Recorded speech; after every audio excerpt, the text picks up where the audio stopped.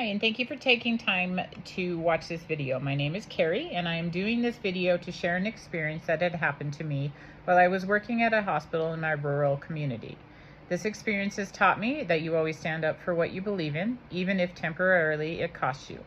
In the long run, you will be proud of your decision. I had been working at the hospital for 3 years in the business department. My boss, Marlene, was the office manager. My job at this particular time was in collecting past due bills for private pay and insurance companies. Our hospital had gone through a number of administrators and gotten a new one who was revamping policies and procedures. Change is always hard, but we had learned to roll with the punches with several administrators in the past. So we did our best to embrace the change. This particular administrator was a hard person to get along with, and Marlene found herself getting into trouble for things that she had always done, from her demeanor to how she handled conflict. At one point, they made her go to counseling. She did her best, but in the end, they determined that it was not going to work effectively or efficiently.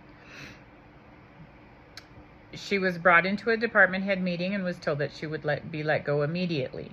Now, keep in mind that she had been in trouble in the past, but for personality issues, not for performance at her job. How the administrator handled the situation was very unfair and unethical. She was brought back to the office with a guard at the door and had 15 minutes to pack her stuff. At that point, she was escorted out of the building. Knowing Marlene for many years and working with her for many years, I found this to be very unfair. How they treated her was like a criminal.